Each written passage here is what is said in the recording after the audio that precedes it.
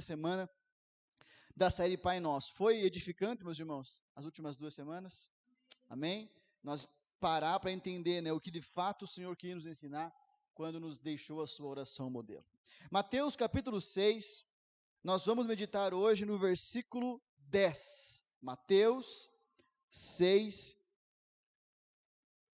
versículo de número 10. Diz assim a palavra do Senhor, eu vou ler aqui na NVI. Venha o teu reino, seja feita a tua vontade, assim na terra como no céu. Venha o teu reino, seja feita a tua vontade, assim na terra como no céu. Amém? Senhor Jesus, eu te agradeço mais uma vez, Pai, por podermos estar aqui na tua presença, junto com os nossos irmãos. Te bendizemos por tua graça, te bendizemos por tua misericórdia, que se renovou sobre nossas vidas uma vez mais nessa manhã, e nos sustentou, Senhor, nesse dia de trabalho, nesse dia de correria, nesse dia de labuta, mas que também nos trouxe até aqui, nessa que eu creio que será a melhor parte do nosso dia, onde nós estamos aqui para te exaltar, e para receber a tua porção, e para receber da tua palavra, aquilo que o Senhor preparou nos céus, aquilo que o Senhor preparou nas tuas mãos poderosas, para nos alimentar, para nutrir a nossa fé, para nos educar, Senhor, e moldar o nosso coração aos moldes da tua palavra. Por isso eu peço, Pai, em nome de Jesus, que nada nos impeça de sermos edificados por ti, que nada nos impeça, Senhor, de desfrutarmos de toda a porção separada a nós nessa noite. Nos faz compreender mais um pouco desse modelo de oração maravilhoso que o Senhor nos deixou, e que isso molda a nossa vida prática de oração, Pai. Para o louvor do teu nome nós oramos, e os que concordam dizem amém. Amém. Irmãos, na primeira semana, nós meditamos do versículo 5 ao versículo 8, onde antes de entrar de fato na oração, Jesus nos mostra a nossa postura quando vamos orar, ok? E nós entendemos que então Jesus, ele espera que os seus discípulos orem. Eu vou repetir toda semana isso, tá? Jesus espera que os seus discípulos orem. Ele nunca fala, se um dia vocês orarem, orem assim. Ele fala, mas quando vocês orarem, orem assim. O Senhor está sempre nos aguardando para esse tempo de encontro com Ele. Amém? Eu sei que a correria, a rotina, isso nunca quer nos impulsionar a estar com Deus. Pelo contrário, quer nos afastar de Deus. Mas que a gente venha como igreja domar a nossa rotina, para que não deixemos Jesus esperando, sentado na cadeira celestial, esperando o encontro marcado e a gente não chega. Oh, coisa triste, né?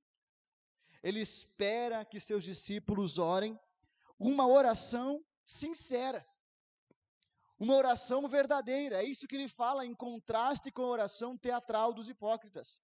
Quando vocês orarem, não sejam como os hipócritas. Não sejam como aqueles que oram de forma fingida, que oram de forma simplesmente externa, para provar para os outros, para mostrar para os outros, para aparentar alguma coisa. Não, orem de maneira sincera e verdadeira, ok?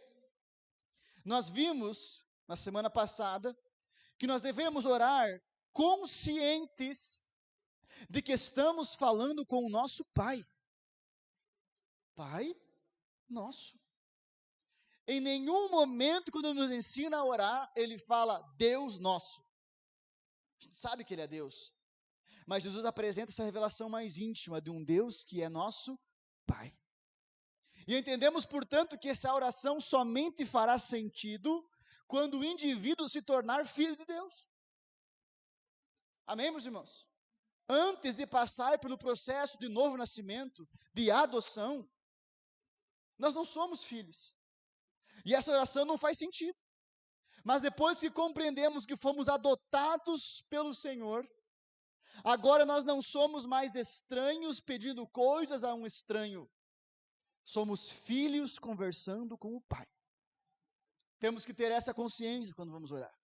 Sem, por outro lado, esquecer que esse Pai continua sendo soberano.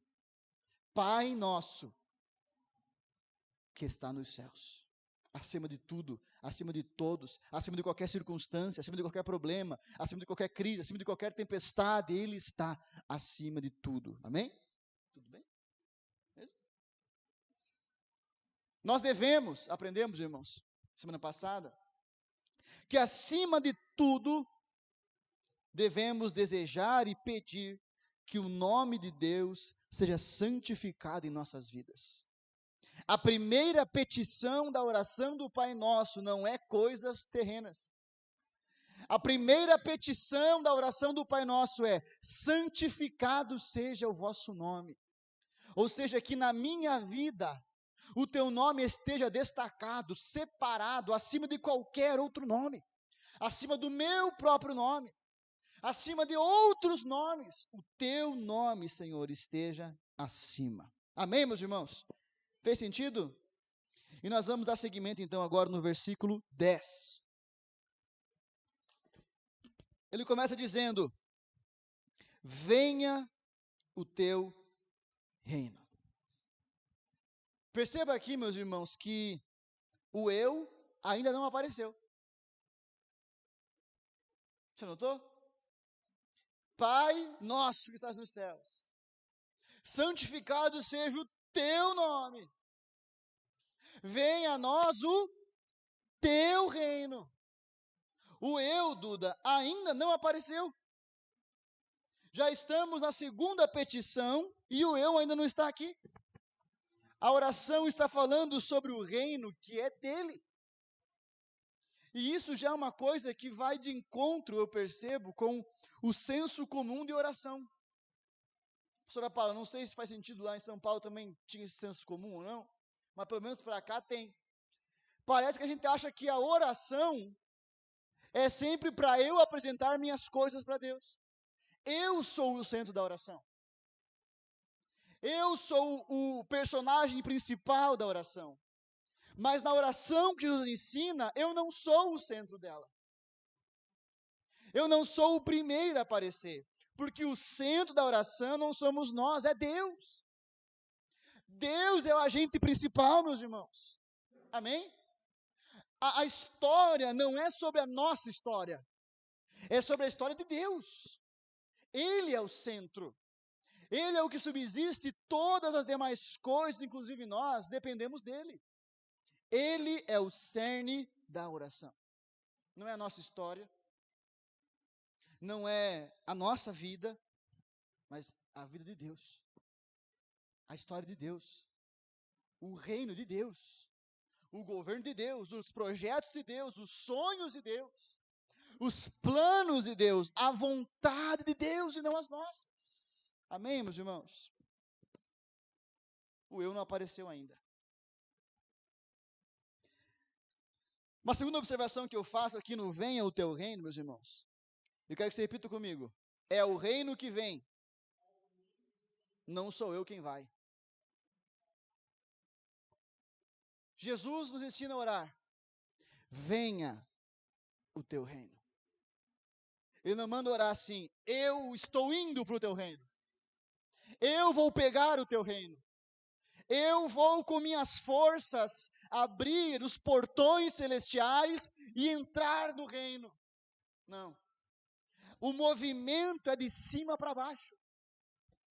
Venha o teu reino. Está fazendo sentido, meus irmãos? Esse detalhe aqui faz toda a diferença, porque nos faz entender uma postura humilde, de que não há meritocracia nossa em nossa relação com Deus. Eu tenho falado sobre isso aqui já faz um bom tempo, meus irmãos. Nós somos tendenciosos, às vezes, de achar que o tanto que eu oro me faz abrir as portas do céu. O tanto que eu jejuo tem o poder de abrir os portões celestiais. Mas, irmãos, todos os nossos esforços somados não seriam capazes de nos levar ao céu. Não é mérito nosso. Nós temos responsabilidade, mas não mérito. Como assim, pastor? Nós temos sim a responsabilidade de nos organizar em nossa agenda para orar. Amém? É meu dever, é minha responsabilidade fazer isso. Ninguém vai fazer isso por mim. Agora, não é porque eu faço isso que eu posso entrar no reino. Porque eu posso fazer tudo isso, se o reino não vier a mim, eu não chego lá. Está me entendendo? Eu não tenho força. Eu não tenho meios de acessar. Eu tenho a responsabilidade de priorizar o Senhor. Eu tenho o dever de não me conformar com o meu estado e buscar mais o Senhor. Sim, é minha responsabilidade isso. Eu tenho o dever de praticar as disciplinas espirituais. Oração, jejum, leitura, silêncio, contemplação, comunhão, serviço, adoração. É meu dever como cristão, amém, meus irmãos? Amém? Mas se Deus não decidir vir a nós, tudo isso é em vão. Nós não podemos cair no erro de pensar que somos nós que movemos o céu. É o contrário, é o céu que deve nos mover. Amém, meus irmãos? Faz sentido? Ou ficou confuso? Deixa eu mostrar para vocês uns exemplos disso. Sempre foi assim, Emerson. De Gênesis a Apocalipse. Em Gênesis, no jardim do Éden, quem vinha visitar o homem? Deus. Não era o homem que ia visitar Deus, era Deus que vinha visitar o homem. De cima para baixo. Mesmo depois que o homem pecou, não foi o homem que foi até Deus. Pelo contrário, o homem se escondeu de Deus. Mas Deus foi até o homem. Onde você está, Adão? Cadê você, Eva? Faz sentido, meus irmãos? Na promessa que Deus faz ainda a Abrão, que dá luz a toda a descendência de Israel e vai culminar no descendente de Abrão, que é Jesus. Não fala que Abrão foi até Deus e falou: Deus, me dá um filho. A palavra diz que Deus se manifestou a Abraão e lhe fez uma promessa: sai da tua terra e da tua parentela para a terra que te mostrarei, e farei de ti uma grande nação.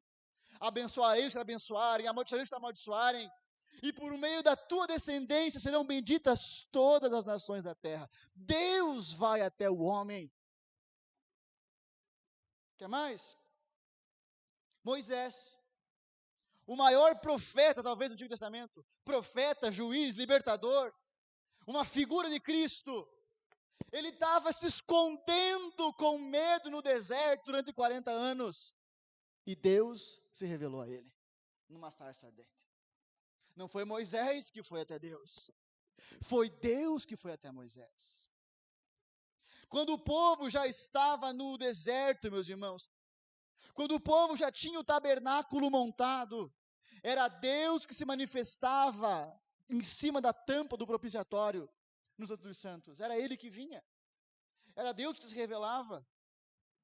Foi Deus quem veio até nós por meio do Emmanuel, Deus conosco. Não foi o homem que se tornou Deus, foi Deus que se encarnou em forma de homem.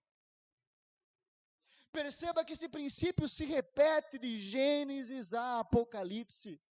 Se Deus não vier, se o reino não vier ao nosso encontro, se Deus não se revelar a nós, nós nunca encontraríamos Deus. Deixa eu concluir aqui. A palavra diz, Jesus mesmo fala, que ninguém pode vir a mim se o Pai não o atrair. Nós só fomos até o Senhor porque o Senhor nos atraiu.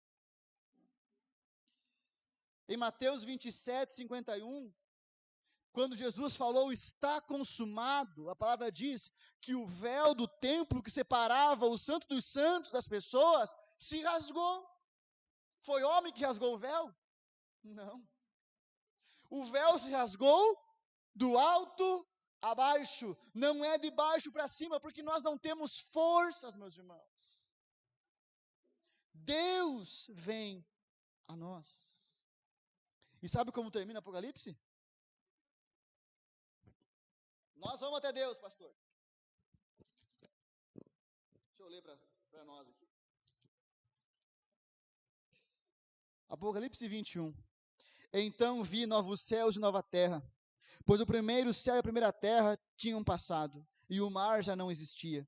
Vi a cidade santa, a nova Jerusalém, que descia dos céus, da parte de Deus, preparada como uma noiva adornada para seu marido. Ouvi uma forte voz que vinha do trono e dizia: agora o tabernáculo de Deus está com os homens, com os quais ele viverá.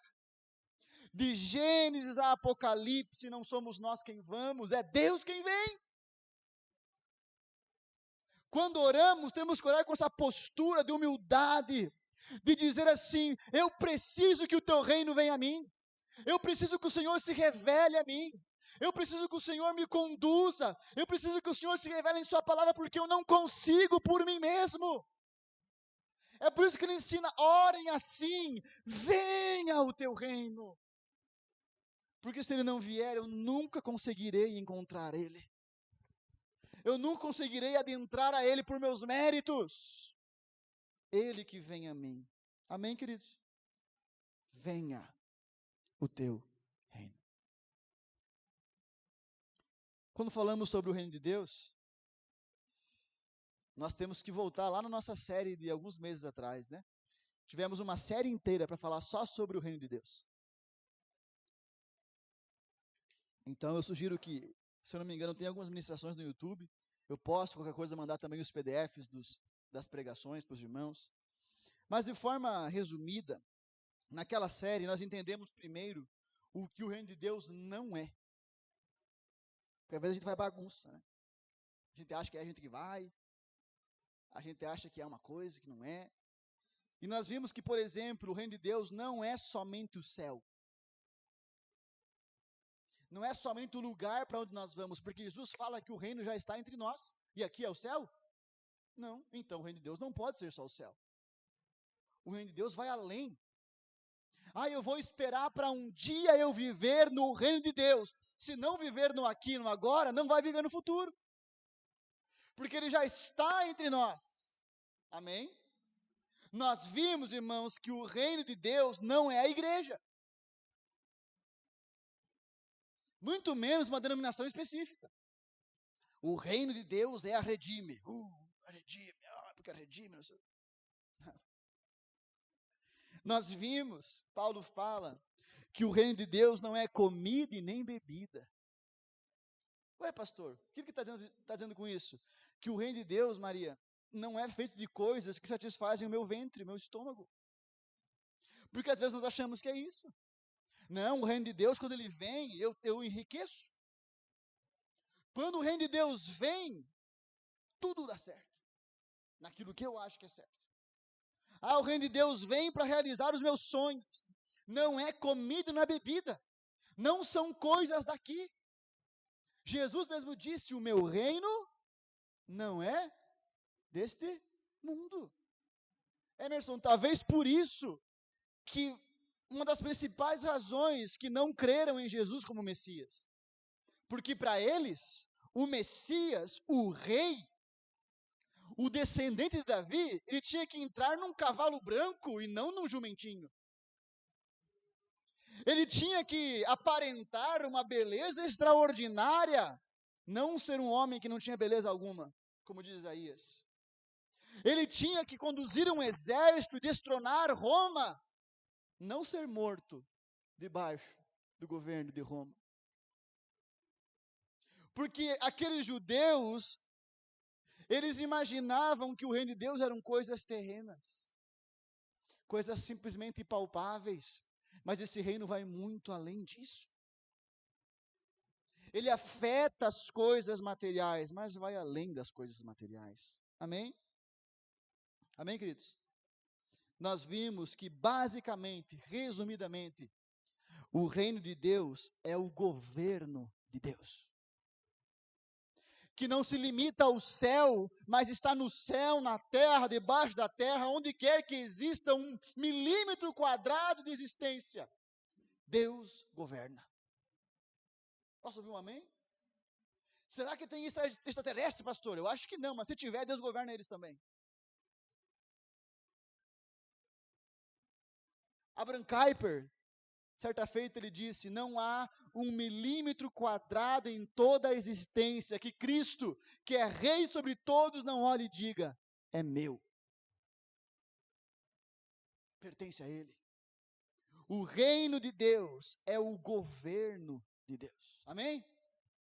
O que já é uma realidade presente. Nós vimos isso na nossa série. Jesus fala: arrependei-vos, pois é chegado o reino de Deus. Quando Jesus vem, Manu, na sua primeira vinda, ele inaugura o reino aqui. O eterno toca o transitório. O divino toca o humano. O santo toca o profano. É Deus encarnado. Ele inaugura o reino aqui. E hoje vivemos uma sobreposição, porque o império das trevas ainda está ativo, o mundo ainda é mau, sim ou não? O mundo jaz no maligno, sim ou não? Mas ao mesmo tempo existe um povo que vive com os pés aqui, mas com a cabeça aqui. Nós estamos no mundo, mas não pertencemos mais a ele. Porque Cristo já inaugurou o seu reino em nosso meio, e nós já podemos, e mais, devemos desfrutar do reino aqui e agora.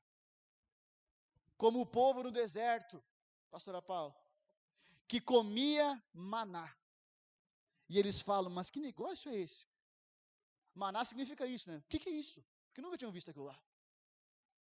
Eles falam: é o pão do céu. Ou seja, ainda na terra, provando coisas do céu. É isso que nós vivemos, meus irmãos. A igreja que Jesus disse que tem as chaves desse reino, que pode acessar esse reino, e por isso desfrutar desse reino, desfrutar da paz que vai além de todo entendimento, desfrutar da justiça, paz e alegria no Espírito Santo, desfrutar das mãos poderosas de Deus. Amém, meus irmãos? Mas um reino que também é uma realidade futura, porque fala que o reino virá. E quando vir, será na segunda vinda de Jesus. A primeira vinda é para inaugurar o reino. A segunda vinda é para trazer a plenitude do reino. E depois da segunda vinda não haverá mais nada, senão o governo de Deus entre nós. Posso ouvir um amém? Por isso que tudo de errado, tudo de problema, será eliminado. Porque tudo que não se submete a Deus será eliminado também. Por isso que eu digo que não há como viver a plenitude do reino no porvir, se não viver agora. Faz sentido? Então, meus irmãos, o que Jesus está nos ensinando a pedir? Ele não está nos ensinando assim: quando vocês orarem, orem para que o céu se submeta àquilo que vocês querem. Orem para que o céu sonhe os seus sonhos, os seus projetos. Eu escrevia isso, pastora Paula, lembrava de novo lá, nós indo para casa esses dias, eu cantando numa música, de uma banda que eu cresci ouvindo na minha infância, meu tio é fã dela, banda Voz da Verdade. Tem umas músicas legais. Mas daí tem umas que é assim, começa assim a música: Deus, sonhe os meus sonhos. Aí eu falei: mãe, tudo errado, está tudo errado. Mas às vezes nós achamos que é assim. Deixa eu fazer aqui a minha lista. Quero isso, quero isso, quero isso. Que Deus, esses são os meus sonhos, esses são meus projetos. Aí eu venho aqui no dia 31 de dezembro e me ajoelho aqui e coloco, daí de algumas igrejas, colocam num envelope junto com uma oferta bem gorda e entrego ao Senhor. Oh Deus, sonhe os meus sonhos. Não é isso que Jesus fala. Quando Ele ensina a orar: venha o teu reino, Ele nos ensina a pedir: Deus, reine na minha vida. Que não seja mais eu o rei do meu coração, mas o Senhor. Que não seja mais eu o dono do meu nariz, mas o Senhor. Ele está nos ensinando a orar, declarando nossa rendição. Eu me rendo, Deus. Eu me rendo, se assente no trono do meu coração. Governa a minha vida, conduz os meus dias. Submete as minhas vontades às tuas, os meus planos aos teus, os meus sonhos aos teus. Credo, pastor, que ruim. Não, meus irmãos. Porque os planos de Deus, os caminhos de Deus são mais altos do que os nossos. Glória a Deus. É isso que Ele nos ensina a orar. Ele nos ensina a pedir que, uma vez que o Senhor reine em nossos corações, os efeitos desse reinado se manifestem em nosso meio. Os efeitos de Deus governar a minha vida sejam tangíveis na minha casa, no meu trabalho, na minha família, na nossa igreja, no nosso bairro, na nossa cidade. Eu ouvi alguém orando aqui hoje, salva a cidade, transforma a cidade. Sabe como que vai transformar? Através da realidade do governo do reino. É assim. É quando o reino de Deus está manifesto naquele lugar, que os efeitos se alteram. Amém, queridos?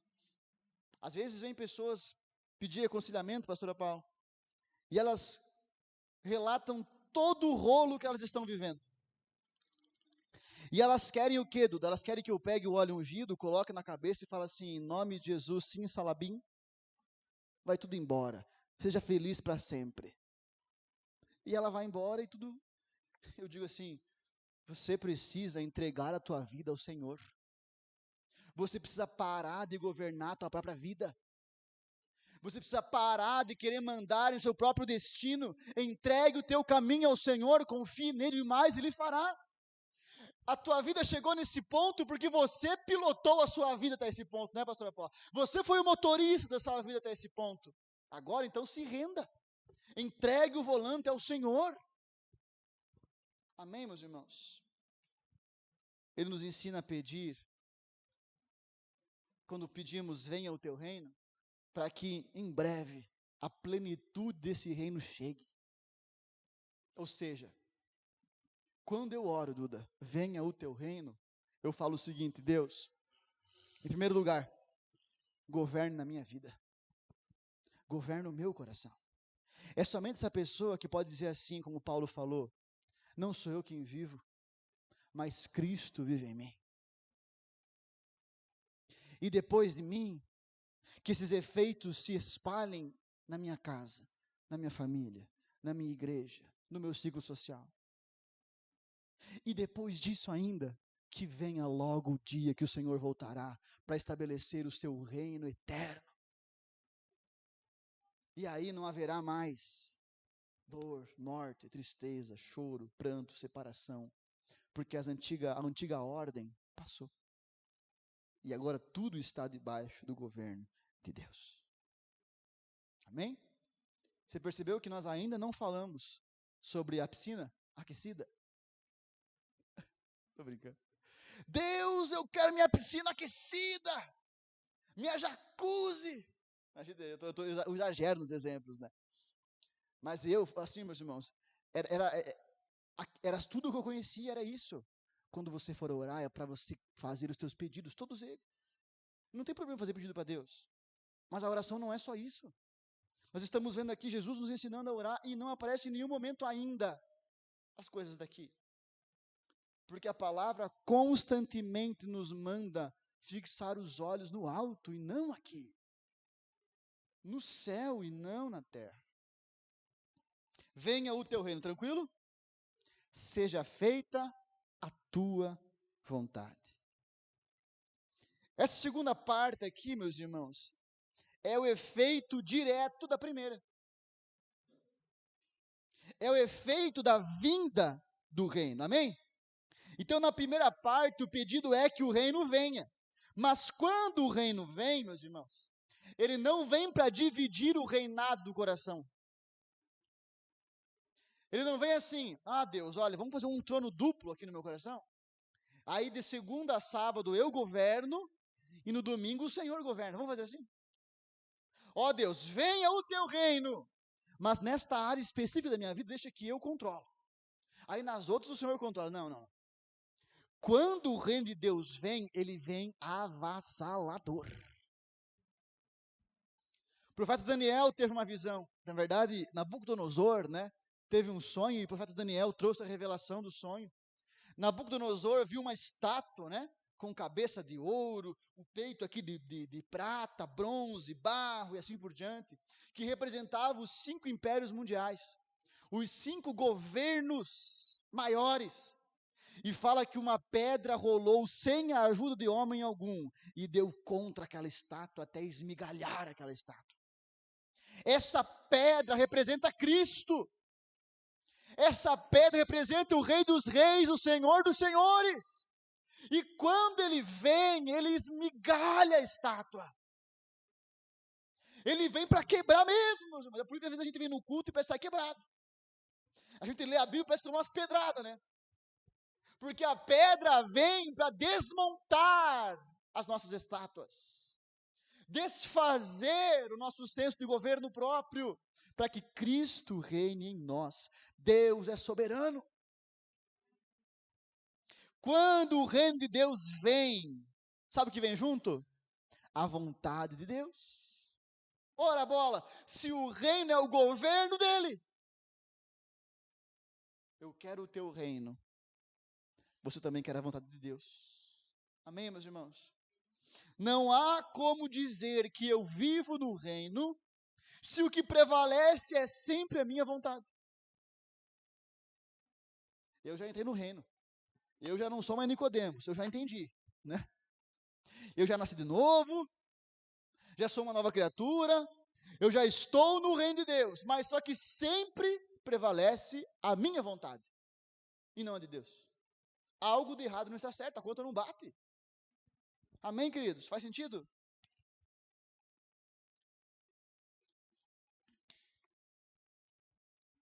Novamente, eu estou no reino, mas aí o reino se submete àquilo que eu quero.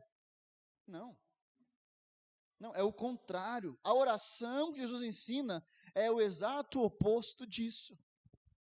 Deus, venha o teu reino e que a minha vontade se submeta à tua, seja feita a tua vontade. Já é para mim, esse é o maior sinal de que alguém está vivendo no reino. O maior sinal que alguém está vivendo no reino não são as obras que ele realiza. O maior sinal que alguém está vivendo no reino não são os dons que ele aparenta manifestar. Amém? Nós vimos isso em Mateus 7. Batizamos, curamos, expulsamos demônios, e Deus fala, eu nem conheço vocês. A maior prova de que alguém está vivendo no reino não são as palavras bonitas e profundas que ele professa. A maior prova é a sua submissão à vontade do Pai.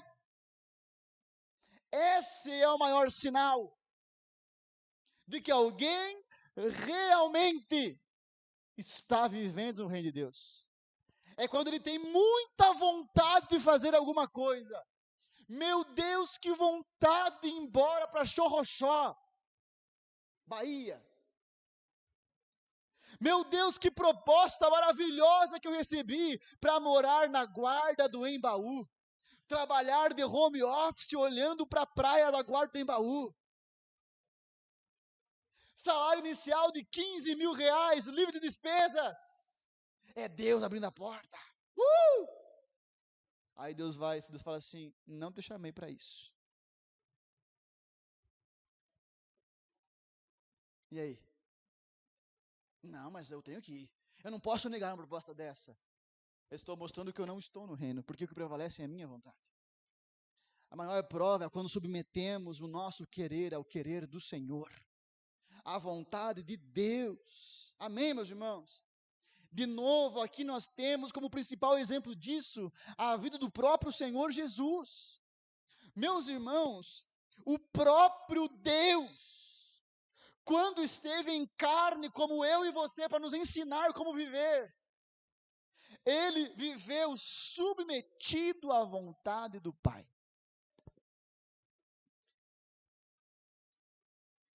Pastor, como saber qual é a vontade de Deus na minha vida? Irmão, as bases principais da vontade de Deus para nós está aqui, tá na palavra. Amém?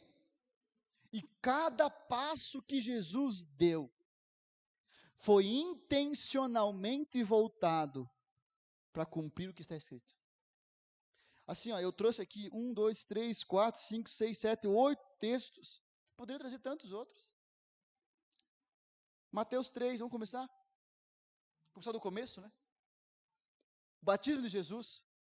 Jesus chega lá para João Batista, ô primo, tudo bem, meu primão? Né? Eram primos, né? E aí, primo, tudo bem? Tudo certo. Vim batizar aí hoje. Aí João fala, tá de brincadeira, né? Eu não sou digno de desatar tuas sandálias. Eu que tenho que ser batizado por você. O que Jesus responde? Façamos assim, para que se cumpra toda a justiça. Avança um pouquinho mais. E aí chegamos em Mateus 4, do 13 ao 14. Saindo de Nazaré, Jesus foi viver em Cafarnaum, que ficava junto ao mar, na região de Zebulon e Naftali, para cumprir o que fora dito pelo profeta Isaías. Não é porque, eu quero morar na beira da praia. Jesus queria morar na beira da praia. Eu quero morar lá, eu quero ficar... Não, é porque a profecia dizia. Avançamos um pouco mais, Mateus 8, 16 a 17. Ao anoitecer foram trazidos a ele muitos endemoniados, e ele expulsou os espíritos com uma palavra e curou todos os doentes. E assim se cumpriu o que fora dito pelo profeta Isaías. Mateus 13, 34 e 35. Jesus falou todas essas coisas à multidão por parábolas. Nada lhes dizia sem usar alguma parábola, cumprindo-se assim o que fora dito pelo profeta. Mateus 21, do 4 ao 5. E isso aconteceu para que se cumprisse o que fora dito pelo profeta. Você vê? Mateus 26, 39. Jesus no Getsemane. Assim como eu e você. Sabe o que tem que fazer. Conhece a vontade de Deus. Sabe que tem que pedir perdão. Sabe que tem que perdoar. Sabe que tem que mudar. Sabe que tem que posicionar. Sabe, mas é difícil de fazer. Não tão difícil quanto o de Jesus, né? Jesus no Getsemane sabia que teria que ser preso, açoitado, espancado, vilipendiado, pregado na cruz. Ele ora, Pai, se possível for, deixamos para lá, né? Deixamos quieto. Todavia, seja feita a tua vontade. Jesus é o exemplo perfeito de alguém que viveu no reino, sim ou não? Porque ele viveu inteiramente para se submeter à vontade de Deus. Chega a certo ponto, meus irmãos, que em João capítulo 4, vocês conhecem esse texto, Jesus se encontra com a mulher samaritana, e os discípulos tinham ido comprar pão, então eles voltam e dizem, mestre, come. Jesus fala, não quero, estou de boa. Come, mestre. Não quero comer. Ué, será que alguém veio aqui e trouxe comida para eles quando a gente estava fora? Aí Jesus fala, gente, a minha comida e a minha bebida é fazer a vontade do meu Pai. Eu acho maravilhoso isso, Emerson, porque veja, a comida e a bebida. A comida sustenta a tua vida? Te mantém em pé? Te mantém em pé, te mantém forte e firme, né? Portanto, fazer a vontade de Deus é o que vai nos manter firmes. É o que vai nos manter saudáveis, nutridos, fortes, amém? Mas vai além, porque você não come com gosto de papelão, né? Você chega lá, né, aquele PL que ele faz, o culto dos homens lá, aquele churrasquinho que tu faz às vezes, eu sei que o Emerson faz uns pratos, né, Gê? Faz uns pratos da hora. Você come assim, eu tenho que comer isso aqui, né, para poder ficar saudável. Não. Você come assim, ai meu Deus, que delícia. Ou seja, Jesus fala assim: fazer a vontade do Pai não é só o que me sustenta, é o meu prazer. Eu me deleito em realizar a vontade do Pai. Que isso esteja sobre nós. Em nome de Jesus, seja feita a tua vontade. Irmãos, muitas vezes a vontade de Deus vai em caminhos distintos da nossa própria vontade. Muitas vezes. É ou não é? É assim. É uma luta contra nós mesmos, carne e espírito. Mas deixa eu falar para ti, nós nunca vamos nos arrepender em escolher fazer a vontade do Pai. Nunca. Nunca. Nunca, nunca, nunca, nunca, nunca. Porque a vontade do Pai é boa, perfeita e agradável. Quantos creem nisso? Existem muitos textos, meus irmãos, que nos falam sobre a vontade de Deus. Eu quero citar apenas alguns aqui na Bíblia. A vontade de Deus para mim e para ti, meu irmão, é que vivamos em santificação. 1 Tessalonicenses 4, versículo 3, bem claro. A vontade de Deus é que vocês sejam santificados. E se juntarmos isso com outros textos bíblicos, por exemplo, Hebreus, se não me engano, fala: buscai a paz com todos e a santificação, sem a qual ninguém verá a Deus. Por que Deus quer que eu me abstenha da imoralidade sexual? Por que Deus quer que eu me santifique? Para que eu possa ter comunhão com Ele. Para que eu possa habitar com Ele, viver com Ele. Amém, meus irmãos? O que mais, pastor? 1 Tessalonicenses 5, 18. Deem graças em todas as circunstâncias, pois esta é a vontade de Deus para vocês em Cristo Jesus. Deus quer que nós vivamos com confiança e gratidão. Porque só dá graças a Deus em qualquer circunstância quem confia em Deus. Estou vivendo a pior fase da minha vida, luta, dificuldade, prova. Graças a Deus. O Senhor continua bom. O Senhor continua fiel. Ações de graças em todas as circunstâncias. Isso vai me trazer cura, maturidade, favor de Deus. 1 Pedro 2,15. Pois é da vontade de Deus que, praticando o bem, vocês silenciem a ignorância dos insensatos. Deus deseja que vivamos na prática do bem. 1 Timóteo 2,4. Isso é bom e agradável perante Deus, nosso Salvador, que deseja que todos os homens sejam salvos e cheguem ao conhecimento da verdade. Essa é a vontade macro de Deus para mim e para ti, que sejamos salvos, que possamos viver com Ele para sempre, na eternidade. Mas para isso temos que nos submeter ao reino de Deus no aqui e no agora. Venha o teu reino. Seja feita a tua vontade que me santifica, que me purifica, que me conduz, que me transforma, que me faz ter boas obras e que me faz permanecer até o fim.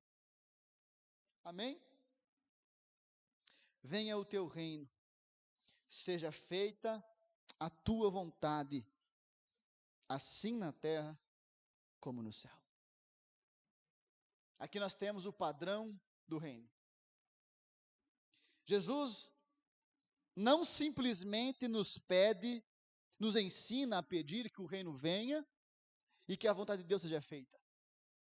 Mas ele também nos revela qual é o padrão disso. Porque talvez, se ele não colocasse isso aqui, a gente poderia interpretar assim: eu vou pedir que o reino venha, eu vou pedir que Deus faça a vontade dele, mas só aquilo que eu gostar. Então, aquilo que eu gostar da vontade de Deus, eu vou analisar assim: essa vontade aqui, saúde, bênção, prosperidade, alegria, gostei, tá? Isso aqui não. Não, a vontade de Deus vem, se revela, mas eu vou seguir a minha. Não, pastor, eu vou fazer a vontade de Deus. Eu vou fazer. Quando chegar a minha hora. No meu tempo. No meu tempo, pastor. No meu tempo eu vou fazer. Eu sei que eu tenho que fazer. Eu sei que eu tenho que parar com isso. Eu sei que tem que começar com aquilo outro. Eu sei que tem que mudar isso aqui. Mas no meu tempo. 2029 vai ser meu ano, pastor. Uau! Em 2029 eu sei, eu vou fazer. Não. Jesus fala: venha o teu reino e seja feita a tua vontade, assim na terra como é no céu. O padrão é o céu. Não é padrão FIFA esse, né? É um pouco mais acima do padrão FIFA. Padrão céu. Padrão celestial. E, meus irmãos, como será que é no céu? Quando Deus fala, faça isso, Miguel. Imagina, Miguel. Oh, Deus, tá bom, vou fazer. Mas agora eu estou muito corrido aqui, tá? Tenho um horário aqui com os arcanjos, né? Vamos jogar um futebol celestial aqui com os anjos. Aí depois eu tenho que cuidar das coisas dos meus filhos, né? Que tem gente que acha que anjo tem filho. Anjo não tem filho, tá? Vou lá cuidar das coisas da minha família, né? Porque eu tenho que, tá louco, Deus o livre, eu tenho que fazer aquelas coisas lá. Eu tenho que fazer, daí Deus, se der tempo eu faço, tá? Já pensou? Gabriel, o seguinte, vem cá, Gabriel, o homem de Deus, né? Gabriel, vem cá. Vai lá em Nazaré, na casa da Maria. Deixa eu fazer outra. A pessoa Gabriel, né? Falou com Maria, aí voltou e disse: Deus está vendo lá o José, está preocupado. A história não está colando, né? Maria chegou para eu estou grávida. De quem? Do Espírito Santo. Ah, tá bom. Me conta outra. Aí Deus fala: vai lá, Gabriel. Se revela para José também e fala assim: não temas em receber Maria como tua esposa, porque o que dela será gerado é do Espírito Santo. Vai lá e fala para ele. Porque o José estava de plano, ó. Aí Gabriel, tá, depois que eu fazer minhas coisas eu vou. A pessoa? Não dá para imaginar isso, né? Não dá para imaginar no céu Deus falar alguma coisa e essa coisa não ser feita. No céu, o Pai é obedecido sem desculpas ou tentativas de justificativas. No céu, Deus é obedecido. Ponto. Ponto. Tem alguma vez no céu, será uma discussão assim, Deus fala: olha, eu acho que eu vou chamar Abraão. Aí os anjos chegam assim e falam: tem certeza, Deus? Será que não era melhor chamar o outro? O Sebastião Barbosa? Não tem, né? Porque no céu, a vontade do Pai é celebrada, respeitada. Porque no céu, Deus não é questionado. Porque no céu, Deus não é posto contra a parede. Deus, escolha ele, não ela. Sabe por que isso não acontece no céu? Porque eles têm uma revelação muito mais profunda de quem Deus é. E entendem que não há por que duvidar, não há por que temer, não há por que não confiar, não há por que não submeter, porque Deus é soberano, é bom, é fiel, é poderoso. Nós temos que ter essa compreensão também. E então não questionaremos mais a vontade de Deus. Não discutiremos mais contra Deus. O padrão é o céu. Amém? E quando isso acontece, passam a surtir os efeitos do céu.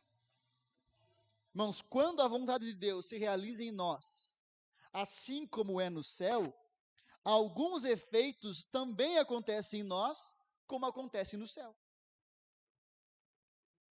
No céu tem caos? No céu tem dor? Não. No céu tem confusão? Não. Porque todos se submetem à vontade de Deus. E quando nós fazemos assim, como é no céu, a nossa vida também tende a se tornar assim como é no céu. Uma vida muito mais leve, muito mais em paz, muito mais tranquila, amém? Nós começamos a provar a paz, a justiça, a alegria que vem do Espírito Santo. Nós começamos a provar da paz de Cristo que excede o entendimento. Nós começamos a provar de uma alegria que não é circunstancial. Nós começamos a deixar de lado as dores que nós nos auto-infligimos por seguir nosso próprio caminho. Nós nos colocamos debaixo do favor de Deus, da bênção de Deus. Quando Deus reina em nossas vidas, como é no céu, os efeitos do céu passam a acontecer em nossa vida. Glória a Deus. Quando isso acontece, nossos ambientes se parecem com o céu. Já pensou? Pastor, minha casa é um inferno, mas então vamos virar no céu. Se é o inferno, pode ser o céu também, né? É o inferno por quê? Porque no inferno, o que tem no inferno? Só rebelião. Ninguém submete a Deus, por isso que é inferno. E o céu, porque é o céu? Porque todo mundo submete a Deus. Então, vamos lá. O que vamos fazer? O que a palavra diz? Vamos fazer? Vamos fazer, pronto. Vira do inferno, vira céu. De treva, vira luz. De caos, vira paz. Nossa vida muda, se amolda ao céu. Nossa família se amolda ao céu. Nossas escolhas se parecem com o céu. Nossa igreja. Quando Deus governa sobre nós. Venha o teu reino, o teu governo. Seja feita a tua vontade, não a minha. Assim na terra, como é no céu. Eu termino dizendo, meus irmãos, em primeiro lugar, que orar, venha o teu reino, é renunciar o meu próprio reino. Amém? Orar, venha o teu reino, é automaticamente renunciar o meu reino, renunciar o meu governo, renunciar o meu controle, renunciar às minhas vontades, para viver o governo de Deus, o controle de Deus e as vontades de Deus para a minha vida. E meus irmãos, Deus, Ele faz planos muito melhores do que os nossos. Não há nada que pague você viver no centro da vontade de Deus. Em segundo lugar, nós temos que entender, eu acho que ficou claro a partir dessa palavra aqui, que não sou eu quem muda o céu, é o céu que muda a mim. Nós não oramos para que o céu submeta às nossas vontades, nós oramos para que a vontade do Senhor seja sobreposta às nossas vontades.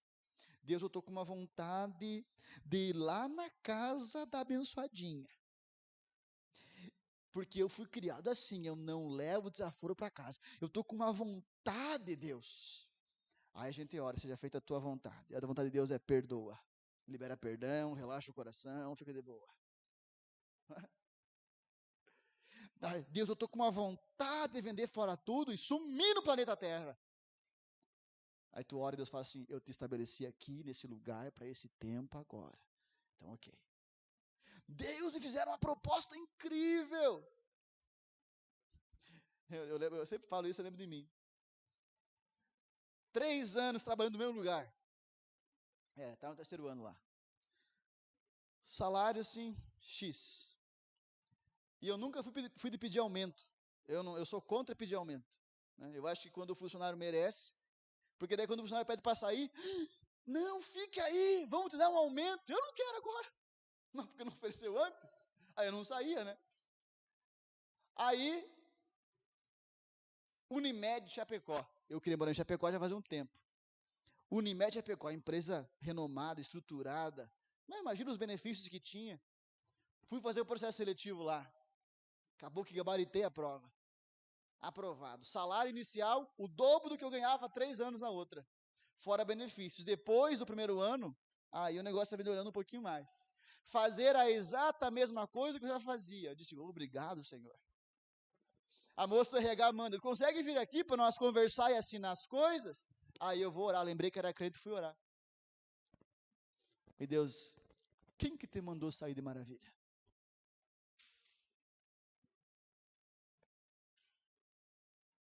Por isso que eu falo, meus irmãos, quando nós vivemos no reino, nós não escolhemos onde moramos, nós não escolhemos onde trabalhamos, nós não escolhemos que igreja nós vamos. Concorda comigo? Porque é Deus que define isso para nós. É Ele que nos coloca, é Ele que nos conduz, é a vontade dEle sobre nossas vidas. Em terceiro lugar, a oração, ela segue uma linha pedagógica. Primeiro, ela nos mostra quem Deus é, nosso Pai e soberano. Depois, nos mostra o que pedir, o seu reino. E depois, como viver rendidos à sua vontade. E assim, meus irmãos, nós colocamos debaixo das mãos do favor de Deus. Nunca houve, eu tenho certeza que nunca haverá alguém que se arrependa de viver na vontade de Deus. Amém?